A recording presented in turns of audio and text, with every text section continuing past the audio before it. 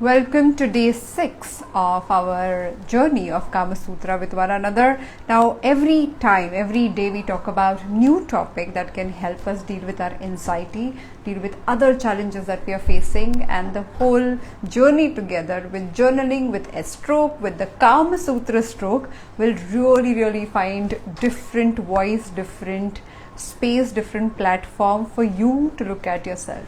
The fundamental basis on which we are doing this work is based on you are the creator, you are the controller, you are the driver of this entire process of your mental health. So the day you decide to take charge and you decide to play by your strengths and look at the weaknesses, the painful areas for whatever they are, we start making the shift. And that's why I keep inviting you to look at your own selves and take the matters in your hands, literally, especially with our method, which is based on graphology, graphotherapy, and everything that we speak about. Now, if you're new to this platform, do not worry. You can start your journaling workshop right away, which means today, and you go on with the journey. And as we finish 21 days, we'll send you all the emails of the previous stuff. So we'll make sure that you catch up with everything, okay? So today's topic is very interesting, something that we all are facing and some of us are suffering technically. The topic is loneliness. Do you feel lonely? Do you think this lockdown or this overall struggle with the lockdown has made you feel lonelier than ever before? That whole idea of connecting with somebody to feel complete, to connect with someone, to have that sense of belonging is what we are lacking. The physical touch, which matters so much, like a hug to a friend, a shake hand, the genuine intimate conversation by physically sitting next to the friend, all of this is what we are missing, and we do not know how to solve those problems because of the physical limitation. So as we have become socially distant, we have also grown emotionally distant, and we have all other challenges that have come along with them, and we really do not know how to go around it. So many of you, when I look at your writing, when I look at the content in the writing, I found that loneliness is a predominant area for us to talk about, for us to deal with, and it is getting to people. So there are two types of lonely. We know this. People who are single, they're lonely because they do not have a partner to hang with, to have the companionship with.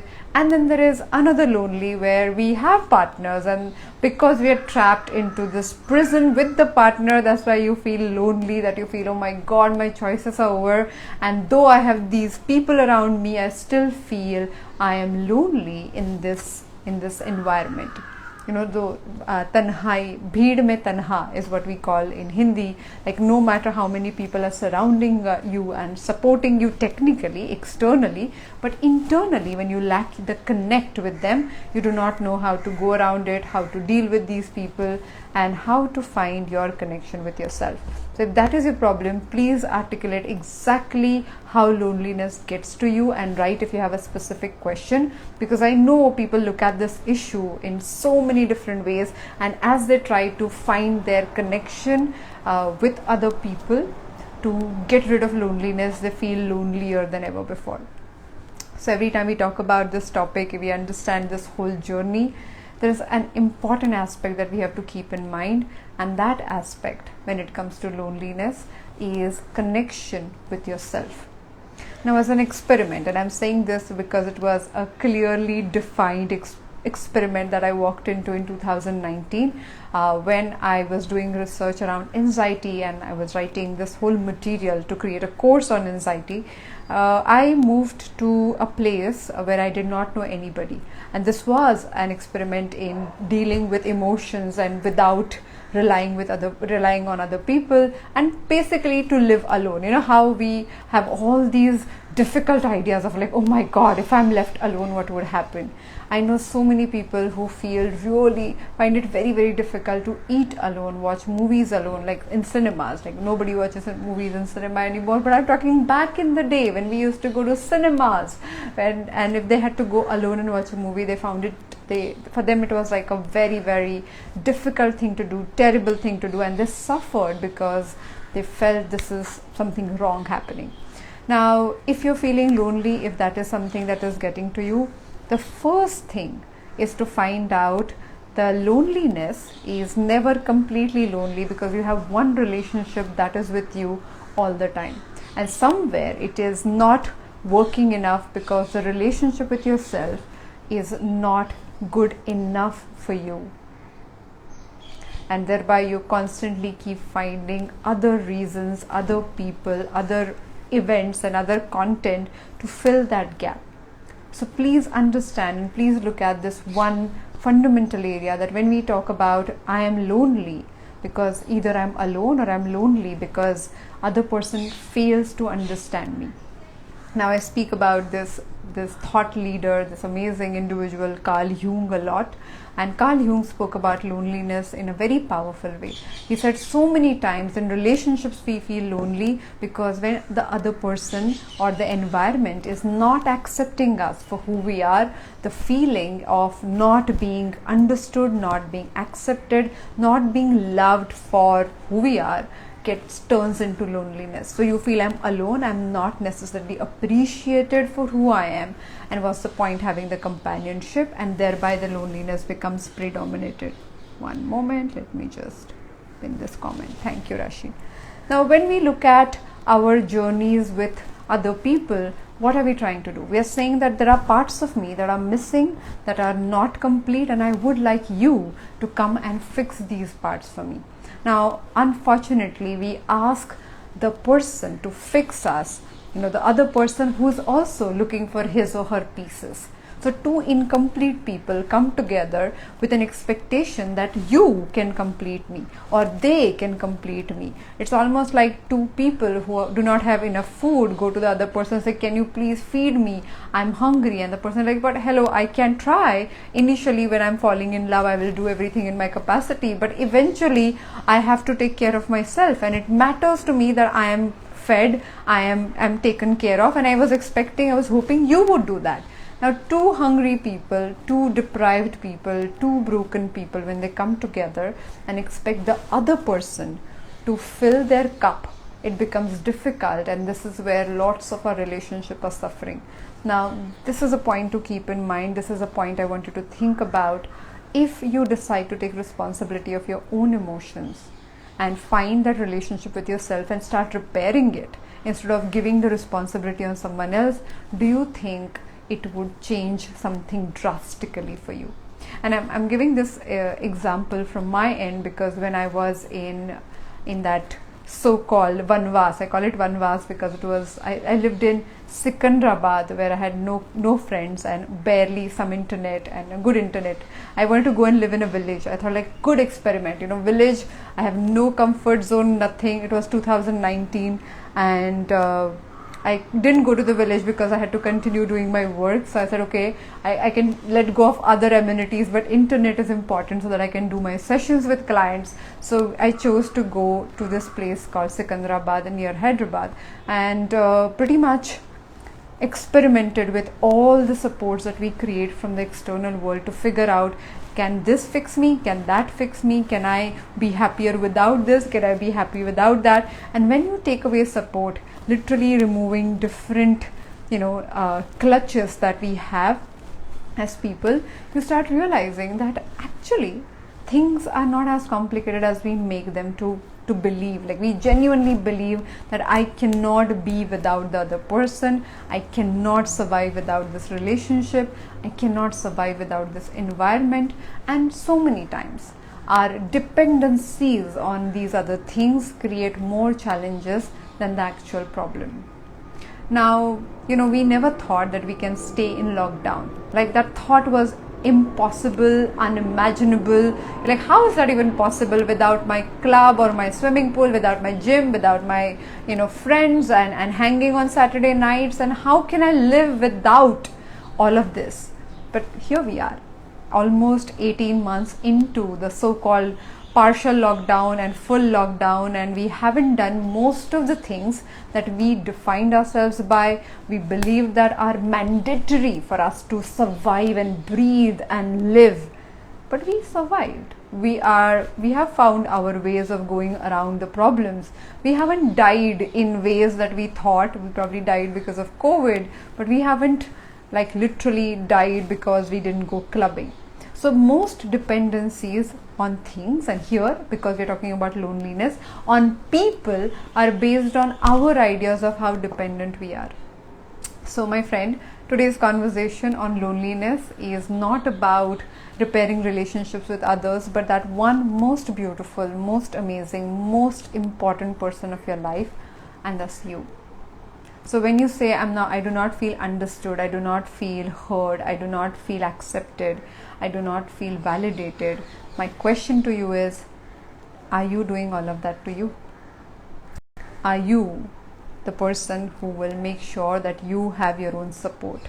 If nobody agrees with your idea, will you still support that idea that you believe in, and will you walk on that path? Do you have you as a best friend within? And when I talk about journaling, when I ask you to write all these questions, and I've been doing it regularly, and I keep doing it because I believe in this tool that I discovered when I was in my vanvas, in my quarantine, in my lockdown, which happened 2019. Now, why would I do that? My whole idea was, if I can build a dialogue within myself which is not dependent on other human beings, let's see what happens. And the results were phenomenal personally, and I started using this technique with all of you and with other clients. I saw how that deep-rooted connection with yourself changes the way we expect other people to mold themselves for us. Now, if you're feeling lonely because there is nobody around you, this is where I want you to pay attention on being alone versus being lonely. Being alone could be a reality. But when the very moment you say, I long, I need, I must have someone else to fill me up, to make sure that I am complete, then there is a problem. So this is where we start observing, where is your dependency on other people. Do you have you as your best friend? These sort of questions bring a lot of anger, which could be possible. Because the very moment this is where the point is. We feel angry, like, oh my God, I have to have me as a best friend because I can't have a single best friend in the world. Or how can I be without other people's support? It is rooted in the expectation that you must have someone else. And why not? We are told that we are complete with this other spouse, with the best friend, with someone else. And if somebody tells you that, okay, what if you drop this expectation? You're like, why would I drop the expectation of eating food when I feel hungry? Understandable. But the very moment you understand that if I change this equation and really build myself in a way that I can live without the life support. So imagine somebody who's in the ICU, or who have the blood, extra blood is given to them, or they're on oxygen support. Now the very moment you remove the oxygen support, the person will suffer and will get angry, will probably get up and slap you because you're how could you do this? This is what matters to me. My life is dependent on this oxygen supply and you cannot dare to touch it. But if your lungs are healthy, and if you can process oxygen from the air, you will not require the support, and you will not be that possessive about the support. But you will be really, really possessive about that support and fight the other person if you're dependent for your living, for your existence, on other people's ideas of being with you. Right? So every time we talk about the whole idea of loneliness, it comes from not feeling validated by the other person in a particular way, by your family in a particular way. How to validate yourself without any friends and family at all. Now, it is not validating yourself, but it's about connecting with yourself. Do you know how to connect with yourself? Do you know that if you are in a journey, if you are in a process, if you have the clarity required for you to move forward, other people may join your party or may not. They may come with you and agree with you and hang with you or may not. But if you're dependent on them to feel happy about your journey, and if they don't join in, you feel, oh my God, I think the journey went a little off.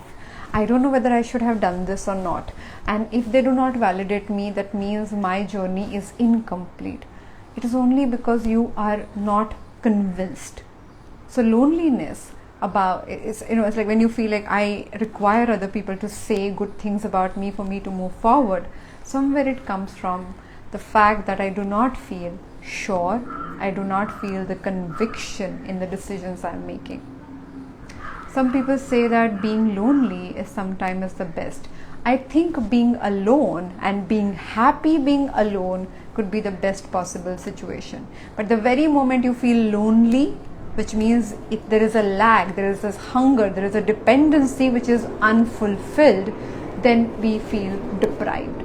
Now, we do not want to feel deprived. We want to find ways in which we can take care of ourselves. So lonely and alone is where the whole differentiation is. So the question for the day, the journaling question, are you guys ready? Should I jump into it, or we should take 2 more questions? Because I know loneliness is such an active topic and we are genuinely suffering. I hear at least every third person talking about how loneliness is getting to them and how they are not able to figure this out and how this is like the toughest challenge. Neha is asking, what about the overwhelming feeling that we have when others, mostly family, expect too much from us without trying to understand us or accepting that we are also tired? Is this loneliness? No, this is overcompensation. This is like being taken for granted, is not feeling up to really help people. But we are talking about loneliness. Loneliness is when you sit by yourself and you feel that you are not supported because you are not accepted in the manner that you want to be accepted. Now, acceptance by other people, being loved by other people in a particular way, will actually create these challenges. Now, I'm gonna stop here and talk about one handwriting stroke that talks about somebody's need to be lonely or a pattern to be lonely. When you write your lowercase y, and when you there is like the lower loop, if that lower loop goes down and never comes up, like it's literally like a stick. If your y ends in a stick, go ahead, check your own handwriting, you'll know what I'm saying. If your handwriting ends in a stick like that without completing the loop, then you tend to be lonely. You prefer to be lonely. It's not only alone, but there's this feeling of like, you remove yourself from the external world and then you sit there and you keep feeling that I am lonely and oh my god, I should have other people as company, but I don't know whether I want them because I don't agree with them and all of that. So it's like a complication of loneliness is seen when the Y loop is like incomplete, like this, like a stick. Now, how to deal with loneliness and what can we do to journal? Now, when I ask you to journal, the whole idea is for you to have the connection and dialogue going on. Now, loneliness for you, where the ideas come up with. So, I want you to pay attention to the dialogue or the pattern that you build when you feel lonely. It begins somewhere and there is this thought. So you catch yourself, probably you look at a couple or you look at somebody's Instagram photograph and you see, oh my god, couple goals, they're so sweet together. I wish I would have had a partner who would be with me like this. And in no time, while feeling good about the other person's photograph online, you start feeling that, but I don't have that. And oh my god, I think I should have it. Everybody is getting married, everybody has it, everybody that. Then you literally build, there's like this dialogue that is built, and then you feel completely lost. Some people feel lonely in a relationship, which means they feel that, I'm in a relationship, I should be treated in a particular manner, and I'm your spouse, or I'm your brother, or I'm your sister, and you don't understand this about me. What's the point of being in this relationship? Now, this is where the dialogue of loneliness builds. I want you to hear that dialogue. I want you to pay attention to how do you interpret lonely in your mind. What happens when you are feeling lonely? What is that dialogue? And when you start paying attention to it, you'll find a loop which is like a repetitive pattern. So there are some triggers that when you see them, as I was telling you, some people, when they have to eat alone, they feel lonely, because for them the idea of food is always in community or always when the dining table is full. So if they have to eat alone and if they have nobody to look at and nobody to serve them, they start feeling lonely. So look at your triggers, especially in the lockdown, because I don't know how long we have to stay indoors and deal with this situation. So every day if you're walking down the same path, then track the path. Literally, like if you are getting stuck in the same traffic jam every day you go to office, then you probably want to find an alternate way to go to office because you don't want to get stuck at the same point. Or you might want to change the timing to change the jam that you find at 9 o'clock for that matter. So if we start going around our challenges, around that whole concept of loneliness, now how are we going to do this? First, if you're feeling lonely, there is definitely a need to connect with the other human being, right? Now that human being may or may not be a relationship right now, but the question for the day is, when I feel lonely and when I catch myself feeling lonely, I'm rephrasing it because I want you to understand it's not only that feeling that happens at the end, it is the track that we follow and then we come back to that track in a particular way, right? There's like a pre-decided pattern or a path that all of us take. We begin somewhere by feeling triggered by a photograph or feeling alone while eating alone, whatever is your trigger. But then you go and you follow a path. Now if you know that I keep following a path and I'm on this journey every now and then you can track it. And that is the most important method that happens when you journal. So take 2 minutes and write down all the places where you feel lonely and what makes you feel lonely before we start journaling, okay, before we start doing the S-stroke. So the question is, when I feel lonely in the moment, what human connections can I develop here? Now you say, but I don't know what you're talking about. What do you mean? Like I don't have a boyfriend or I have a spouse or I have a husband, I cannot connect with him. Where do I get these human connections from? Now if you understand that it is your requirement to connect with the other person, you start cultivating these conversations even more. You pay attention to the existing relationships that you have. It might not change completely, it might not alter completely, but my request to you is right now, when you identify your triggers, when you identify what causes you to feel that way, and you take responsibility to build your connection. And when I say build human connection, I also mean build connection with yourself.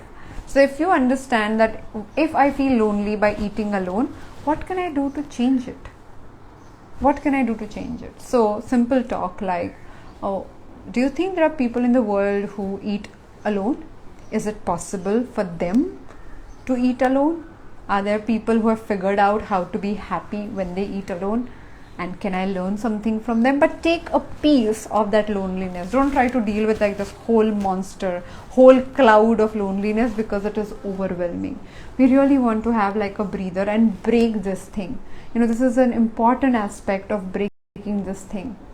Aparna is asking, is it about introverts? I don't think so. I rarely meet introverts who feel lonely. They're alone and mostly they thrive in the time that they spend with themselves. If you have an introvert who is thriving in this lockdown, connect with them and ask them what they do. It is the whole game of loneliness or not feeling lonely is about paying attention and being involved. The very moment you choose to be involved in activities, the very moment you choose to be involved in the conversations that you have, the loneliness feeling reduces. It won't go away if you have like a very, very strong feeling, I agree.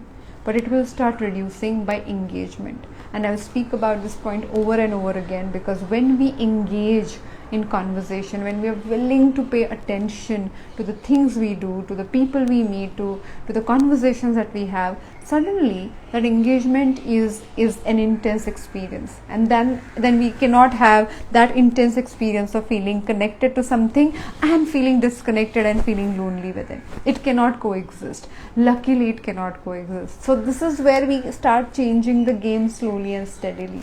But it begins by you acknowledging what makes you feel lonely. And if you don't know honestly what exactly makes you feel that way, then one fine day you'll wake up and you're like, oh my God, today I woke up and I felt lonely. Today, that day I was I was on Instagram and suddenly I felt lonely. But pause. Like this is the point. We have to find out what are the triggers, where exactly it happens, and what are those moments that would bring in the idea where the trigger happens. Now, most of the time, what is, the concept of introvert and extrovert was developed by Carl Jung. And when he first time spoke about this, and eventually it became introvert, extrovert, but when he spoke about it, he said, what is the difference between these two individuals? Introverts they actually spend time alone and recharge their batteries. If extroverts, on the other side, talk to other people and recharge their batteries by talking to other people, so literally like connecting their mobile chargers into other people's sockets, and then they feel good about themselves, they feel recharged about themselves, right? Now this is where we are constantly trying to figure it out. Now if you still think whether I'm an introvert or an extrovert, the quick graphology test is, look at your handwriting, look at the slant of your writing. By slant is the tilt, okay? Now this is a mirror camera, so I'm not going to show you with my hands, but if your handwriting tilts to the left side, then you have more introvertish traits, I would say. If your handwriting moves to the right side, that means you want to reach out to people, you want to feel connected to them, and this is literally like, okay, tell me. So you're moving towards people. And if your writing goes back, it's almost like, okay, let me just think about it, okay. So you take time. So there are like these barriers between you and others, and that's the differentiation according to graphology between introverts and extroverts. Okay, so stick with this question for the day. Think about your triggers which make you feel lonely, and if you find them, go in that area while journaling. Okay, eating alone makes me feel lonely, or not having anybody to talk to makes me feel lonely, and ask yourself, which human connections can I cultivate? Okay, now I'm gonna get into the graphotherapy stroke. I'm gonna switch the camera, we're gonna do the practice together. Stay with that thought and we will do this conversation.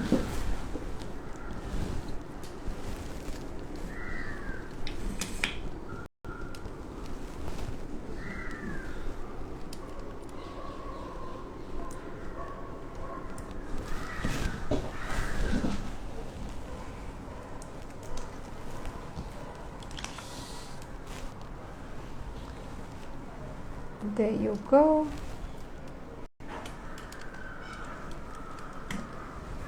I hope this is good enough for us. Yeah, I think so.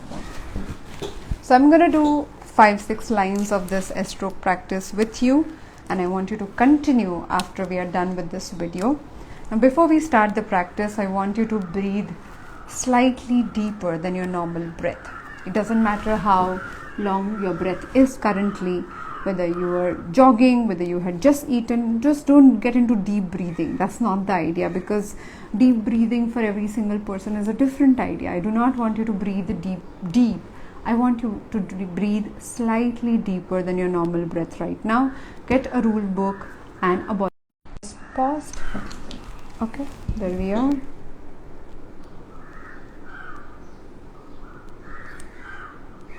Breathe slightly deeper than normal.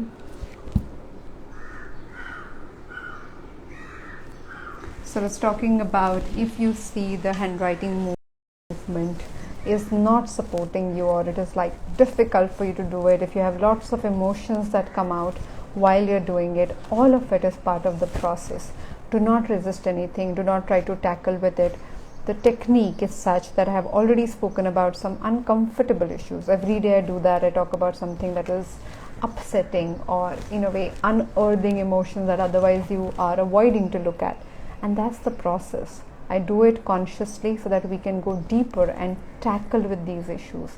But I can do that sitting here without talking to you personally, and still we can move forward because we have the stroke of graphotherapy to support us.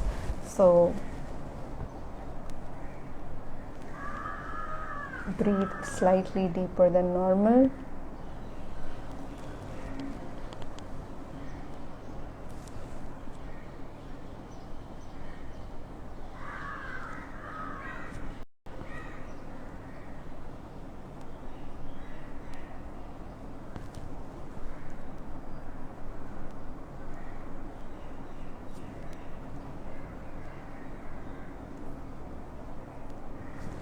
As we go about the stroke, I want to talk about, once we finish it, I want to talk about how to create an environment where you feel less lonely. Let's finish this and we'll get to that.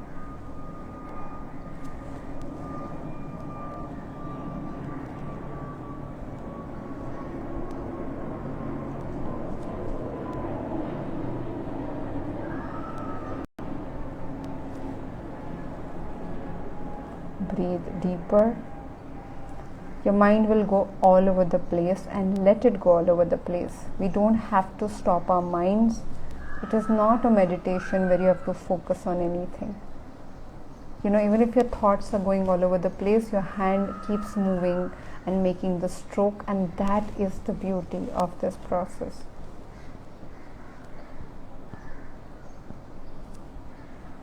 One of the thoughts will be to get your attention on the stroke